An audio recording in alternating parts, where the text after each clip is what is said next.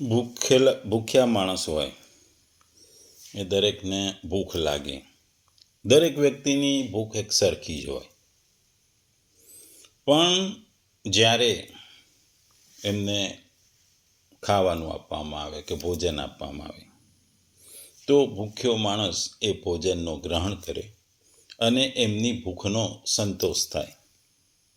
આ ભૂખની સંતોષમાં કોક ઘણી બધી વસ્તુ જે જમવાની હોય, કોકને ખાવામાં મીઠાશ એટલે કે મીઠાઈઓ વધારે ખાય, કોઈ તીખું વધારે ખાઈને પોતાની ભૂખ સંતોષે, કોઈક મોળું ખાઈને સંતોષે, અને કોક હોય જે હંમેશા સાત્વિક ખોરાક ખાઈ પોતાની ભૂખને સંતોષતો હોય.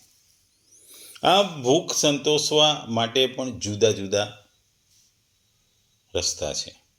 ભૂખ દરેકને સરખી લાગે છે અને ભોજનથી જ એ ભૂખ સંતોષાય છે, પણ આ ભોજન પણ અલગ અલગ પ્રકારના હોય છે. કોક તીખું ખાઈને, કોક ગળ્યું ખાઈને, કોક મોળું ખાઈને, કોક સાત્વિક ખાઈને પોતાની ભૂખ મિટાવે છે. એવી જ રીતે જ્યારે ભગવાનને પામવાની વસ્તુ હોય ત્યારે ભગવાનને પામવા પણ દરેક વસ્તુએ જેમ ભૂખ હોય છે એમ ભગવાનને પામવાની પણ ભૂખ હોય છે. આ ભગવાનને પામવાની ભૂખ મેળવવામાં પણ દરેકે અલગ અલગ વસ્તુઓ કરવી પડે છે. માર્ગ એક હોય છે, પણ એ માર્ગમાં ઘણી વસ્તુઓ, ઘણી જુદી જુદી રીતો હોય છે જેનાથી ભગવત પ્રાપ્તિ થાય છે. આપણે જોઈએ કે ટ્રેનની ટિકિટ હોય, ટ્રેનની ટિકિટમાં કોકની કન્ફર્મ ટિકિટ હોય એટલે એની સીટ કન્ફર્મ હોય. બીજા કોઈ વ્યક્તિની ટિકિટ RACમાં હોય એટલે એને ડબ્બામાં બેસવાનું મળે, સૂવાની સીટ મળે નહીં.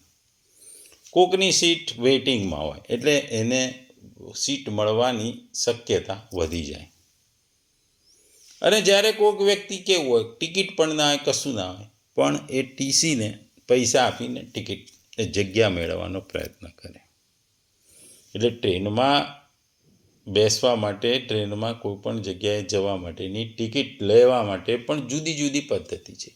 અંતિમ ધ્યેય શું હોય છે કે સ્ટેશને પહોંચવાનું અને ટ્રેનમાં મુસાફરી કરી અને બીજા સ્ટેશને પહોંચવાનું. એવી જ વસ્તુ આ ભગવાનની પ્રાપ્તિમાં છે. આગળ આપણે જે મહાત્માની વાતો કરી આગલા 2 શ્લોકમાં, એ મહાત્મા સિવાયના લોકોની ભગવત પ્રાપ્તિ કેવી રીતે થાય છે, કઈ પદ્ધતિથી થાય છે, એ વસ્તુ આ શ્લોકમાં સમજાવવામાં આવી છે. આ શ્લોક એ ભગવત પ્રાપ્તિની મહાત્મા વિનાના લોકો માટે છે. ભગવદ્ ગીતાનો અધ્યાય 9, શ્લોક 15. જ્ઞાનયજ્ઞેન ચાપ્યન્ય યજંતો મામ ઉપાસતે એકત્વેન પૃથક્ત્વેન બહુધા વિશ્વતો મુખમ. જો આ શ્લોકને ગુજરાતીની ભાષામાં કહીએ તો, જે અન્ય મનુષ્યો જ્ઞાન સંવર્ધન દ્વારા યજ્ઞમાં પરોવાયેલા રહે છે તેઓ પરમેશ્વરને એક અદ્વિતીય રૂપે, અનેક રૂપો ધરાવનાર તરીકે અને વિરાટ રૂપે ભજવે છે. બીજા શબ્દોમાં આ શ્લોકને કહીએ તો, બીજા જે જ્ઞાન યોગીઓ છે એ મુજ નિર્ગુણ નિરાકાર બ્રહ્મનું જ્ઞાન યજ્ઞ દ્વારા અભિન્ન ભાવે પૂજન કરતાં પણ મારી ઉપાસના કરે છે. અને બીજા ભક્તો આખા બ્રહ્માંડમાં જેટલા પણ ચરાચર પ્રાણીઓ છે એને મારું સ્વરૂપ માનીને મુજ વિરાટ સ્વરૂપ પરમેશ્વરની પૃથક ભાવે ઉપાસના કરે છે. ટૂંકમાં અહીં ભગવાનની ઉપાસના માટેની વાત કરવામાં આવી છે. 13મા શ્લોકમાં મહાત્મા કોણ છે અને 14મા શ્લોકમાં જે મહાત્મા શું કરે છે એની વાત કરવામાં આવી હતી. આ 15થી 18મા શ્લોકમાં, 15થી 19મા શ્લોકમાં મહાત્મા સિવાયના ભક્તોની વાત કરવામાં આવી છે. આપણે જોઈએ કે મહાત્મા સતત દ્રઢ શ્રદ્ધાથી ભક્તિ દ્વારા ભગવત પ્રાપ્તિ કરે છે. આ ભગવત પ્રાપ્તિ તો મહાત્મા કરે છે, પણ એ સિવાયના લોકોનું શું, એ સિવાયના વ્યક્તિઓનું શું? એના માટે ભગવાને અહીં વાત કરી છે.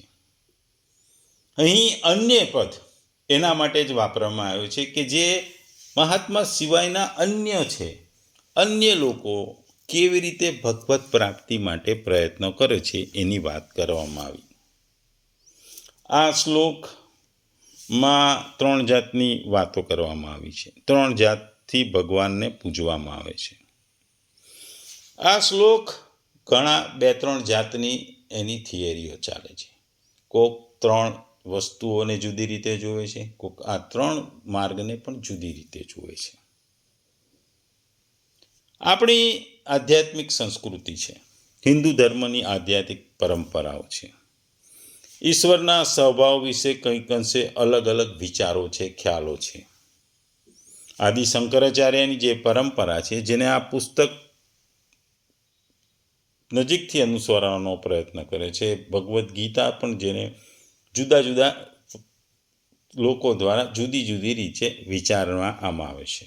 શંકરાચાર્ય હોય કે ઇસ્કોન, આ દરેક પોતાને આ ગીતાને અલગ અલગ રીતે સમજે છે. આચાર્ય રામાનુજ છે, એની પરંપરા જીવને ઈશ્વરનો એક ભાગ માને છે. આચાર્ય માધવની પરંપરા જીવ અને ઈશ્વરને અલગ અલગ અસ્તિત્વ તરીકે જુએ છે. અને જે શંકરાચાર્ય છે એ જીવ અને ઈશ્વરને એક તરીકે જુએ છે. એટલે આ 3 જાતની ભગવાને વાત કરી છે. ટૂંકમાં આ શ્લોક જે આગળ ઘણા બધા શ્લોકો કહી ગયા એનો સારાંશ છે. અહીં ભગવાન અર્જુનને કહે છે કે મનુષ્યએ, દરેક વ્યક્તિએ શુદ્ધ ભાવનાથી ભગવાનમાં ધ્યાન ધરવું પડે, ભગવાનની પ્રાપ્તિ માટે પ્રયત્નો કરવા છે. આગલા શ્લોકમાં મહાત્માના પ્રતિનિધિની વાત થઈ, એ સિવાયના લોકોની વાત અહીં કરવામાં આવી છે. લોકો ભગવાનને જુદી જુદી રીતે, જુદી જુદી પદ્ધતિથી ભજતા હોય છે. આગલા આપણે શ્લોકમાં જોયું કેટલાકનું અર્થાથી જિજ્ઞાસુ તથા જ્ઞાની તરીકે વર્ણન થઈ ચૂક્યું છે.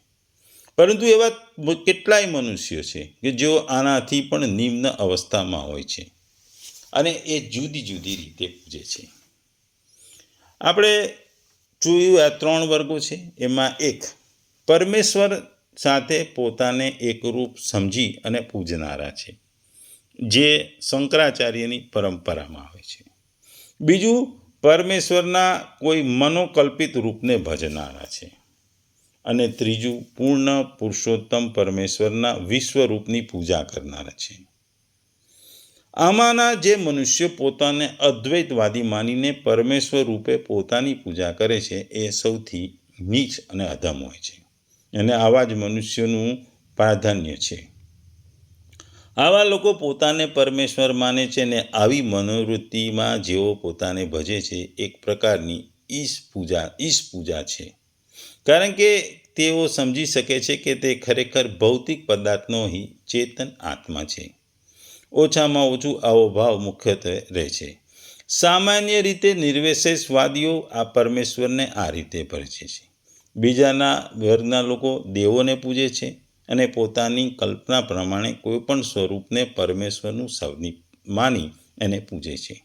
ત્રીજી શ્રેણીમાં એવા લોકો આવે છે કે બ્રહ્માંડથી પર એવું કશું વિચારી શકતા નથી. તેઓ બ્રહ્માંડને સર્વોચ્ચ જીવંત વસ્તુ અથવા હસ્તી માની તેની ઉપાસના કરે છે. આ બ્રહ્માંડ પણ એક સ્વરૂપ છે. બીજી થિયરીમાં 3 પ્રકાર જુદા છે.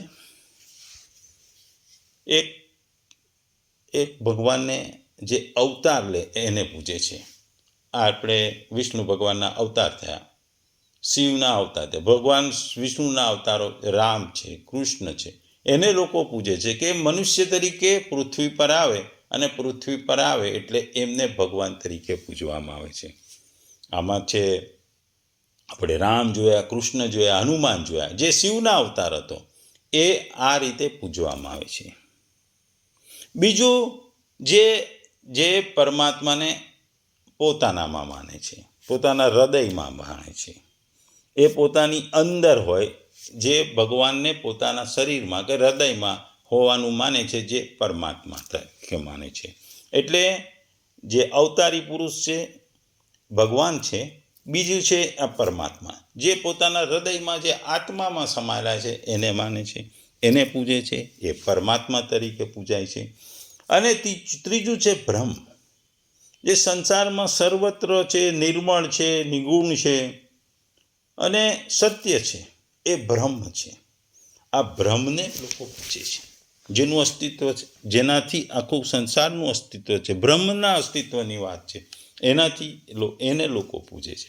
એટલે અવતારી પુરુષ ભગવાનને પૂજે છે, પોતાના પરમાત્માને પૂજે છે અને બ્રહ્મને પૂજે છે. આ બીજા 3 પ્રકારના છે. ટૂંકમાં આ આગળ જેમ 3 પ્રકાર જોયો એમ આ પણ 3 પ્રકારના લોકોનું આ શ્લોકનું અર્થઘટન કરે છે. સામાન્ય રીતે બીજી રીતે પણ લોકો જોતા હોય છે કે મનુષ્ય પોતાને ભગવાન માને છે, ભગવાન જ માને છે એમ ભગવાનને પૂજે છે. બીજું, ઘણા લોકો ભગવાનનો પોતાને અંશ માને છે, એટલે ભગવાનનો અંશ માને છે, એટલે ભગવાનનો અંશ ધરાવતા દેવતાઓ અને દેવોને પૂજે છે ભગવાન તરીકે, એ બીજા છે. અને ત્રીજું, ભગવાનના જે સ્વરૂપ છે, વિશ્વ સ્વરૂપ છે, જેની આગળ આપણે શ્લોકોમાં વાત કરીશું, જે અર્જુનને ભગવાને એમના વિશ્વ સ્વરૂપના દર્શન આપ્યા હતા, એને લોકો પૂજે છે. એટલે ભગવાનને વિશ્વ સ્વરૂપમાં પૂજે છે, કે ભગવાનને નદી તરીકે પણ પૂજે છે, તળાવ તરીકે પણ પૂજે છે, પહાડ તરીકે પૂજે છે, કે જે ભગવાનનું વિશ્વ સ્વરૂપમાં જેના દર્શન થાય છે. ચંદ્રના દર્શન થાય છે, સૂર્યના દર્શન થાય છે, 2 આંખો સૂર્ય અને ચંદ્ર છે, એને પણ એ ભગવાન તરીકે પૂજે છે. આ રીતે પણ 3 પ્રકારમાં ભગવાનની વાત થઈ છે. એટલે આ શ્લોકમાં ભગવાનની જે મહાત્મા સિવાયના લોકોની છે એની વાત કરવામાં આવી છે. ભગવાનને પૂજવા માટેની 3 પ્રકારોની વાત કરી. અહીં ભગવાને જ્ઞાન યજ્ઞની વાત કરી છે. જ્ઞાન યજ્ઞથી જ આપણે આ જ્ઞાન યજ્ઞથી જ ભગવાનનું પ્રાપ્ત કરવું છે. મહાત્મા તો ભક્તિના સ્વરૂપથી પરમાત્માને પામી લે છે, પણ અહીં ભગવાન જ્ઞાન સ્વરૂપની જ્ઞાન યજ્ઞની વાત કરે છે. જ્ઞાન યજ્ઞ એટલે શું? બ્રહ્મ છે. એ બ્રહ્મ એ વાસ્તવિક છે, પણ જગત એક ભ્રમ છે. જીવ એ ભ્રમ છે અને અલગ નથી. આ જ્ઞાન છે, અને પકડી રાખવું એ જ્ઞાન યજ્ઞ છે. આ અદ્વૈતિક અનુભૂતિ છે. આ તત્વમ અસી વિચાર છે. આ સોહેમ અનુભવ છે. જ્યારે ભગવાન ગીતા શાસ્ત્રને પૂર્ણ કરે છે ત્યારે તેઓ કહે છે કે જે વ્યક્તિ ગીતાનો અભ્યાસ કરે છે અને સમજવાનો પ્રયત્ન કરે છે, તેના દ્વારા જ્ઞાન ત્યાગ દ્વારા ભગવાનની પૂજા કરી હોવાનું કહી શકાય. એ 18મા અધ્યાયમાં ભગવાન કહે છે. બધા લોકોએ તેમના વલણ અને ઉપાસનાની શૈલીઓ ગમે તે રીતે હોય, છેવટે સમજવું પડશે કે વાસ્તવિકતા એક જ છે. તે વાસ્તવિકતા તેના પોતાના સ્વ સિવાય બીજું કંઈ જ નથી. આ જ મુક્તિનો માર્ગ છે અને આ જ જ્ઞાન યજ્ઞ છે. અહીં ભગવાને વિશ્વતોમુખમ શબ્દ વાપર્યો છે. એનો અર્થ છે કે ભગવાન સર્વવ્યાપી અસ્તિત્વમાં છે, દરેક જગ્યાએ, દરેક વસ્તુમાં છે. તે પરમાત્મા છે, તે સિવાય બીજું કંઈ નથી. તે બધા જગતમાં વ્યક્તિ જુએ છે અને અનુભવે છે. આ સાર્વત્રિક ખ્યાલ એ ધર્મનો સર્વોચ્ચ નિયમ છે અને કદાચ ઈશ્વર સાક્ષાત્કારનો સૌથી સહેલો રસ્તો છે. આ કાયદો બધા દ્વારા દરેક સમયે, દરેક જગ્યાએ અને દરેક સંજોગોમાં યાદ હોવો જરૂરી છે. ટૂંકમાં ભક્તિ યોગથી પણ જે મહાત્મા ભગવત પ્રાપ્તિ કરે છે, એ રીતે બીજા પણ જ્ઞાન યજ્ઞથી ભગવાનને ભજે છે. એટલે કે બધામાં આત્માને જોઈ સર્વવ્યાપી અને અનેક સ્વરૂપ વાળા ભગવાનને ભજે છે. તેઓ જે સ્વરૂપ જોવે છે તેને ઈશ્વરના સ્વરૂપને માને છે, ગણે છે. જે સ્વર તેઓ સાંભળે છે તેને ઈશ્વરનું નામ માને છે. જે પદાર્થો તેઓ ખાય છે તે જુદા જુદા પ્રકારે ઈશ્વરને અર્ધ્ય તરીકે અર્પણ કરે છે. સચ્ચિદાનંદ પરમ બ્રહ્મ સ્વરૂપ એકમાત્ર ઈશ્વર છે એવા જ્ઞાનથી કેટલાક એને પણ ભજે છે. તેઓ પોતાના સત્યરૂપ અથવા બ્રહ્મરૂપને ગણે છે. આ વેદાંતિઓના અદ્વૈત દ્રષ્ટિબિંદુ છે. ઈશ્વરની તથા પોતાની વચ્ચે જુદાપણું માની કેટલાક સ્વામી સેવકના ભાવ ભજે છે. આ દ્વૈતવાદીઓ દ્વૈતનું દ્રષ્ટિબિંદુ છે. બ્રહ્મા, વિષ્ણુ, રુદ્ર, શિવ વગેરે દેવતા રૂપે ઈશ્વર અસ્તિત્વ ધરાવે છે એવા જ્ઞાનથી કેટલાક ભજે છે. જેણે વિશ્વમાં અનેક સ્વરૂપ ધારણ કર્યા છે એવા સર્વમુખ તરીકે સર્વ બાજુએ મુખોવાળા એક ઈશ્વર સર્વ ભિન્ન સ્વરૂપોમાં અસ્તિત્વ ધરાવે છે. સર્વ સ્વરૂપોમાં રહેલો છે તેવા સર્વેશ બીજા કેટલાક ભજે છે. ટૂંકમાં ભગવાનને દરેક ભજે છે. બધા સાધકો પોતાની રુચિ, પોતાની યોગ્યતા અને પોતાના શ્રદ્ધા અને વિશ્વાસ પ્રમાણે અલગ અલગ સાધનોથી જેની પણ ઉપાસના કરે છે તે ભગવાનના સમગ્ર રૂપની જ ઉપાસના થાય છે. આગળ જે શ્લોકમાં 16થી 19 શ્લોક સુધી આ જ સમગ્ર રૂપનું ભગવાન અહીં વર્ણન કરે છે. અનિત્ય સંસારથી સંબંધ વિચ્છેદ કરેલી ને નિત્ય તત્વ તરફ ચાલવાવાળા સાધકો કેટલા પ્રકારના હોય છે. તેમાં ભક્તિના સાધકનું વર્ણન જે આગલા શ્લોકોમાં કર્યું એ જ વસ્તુ બીજા સાધકો માટે આ શ્લોકમાં ભગવાને કર્યું છે. ટૂંકમાં દરેક વ્યક્તિ, દરેક મનુષ્ય પોતાના ઈચ્છાઓ, પોતાની આસ્થા, શ્રદ્ધા અને મનોકામના પ્રમાણે જુદા જુદા સ્વરૂપમાં જુદા જુદા ભગવાનને પૂજે છે અને ભગવાનની આરાધના કરે છે. આ રીતે તેઓ ભગવત પ્રાપ્તિના પ્રયત્નો પણ કરતા રહે છે.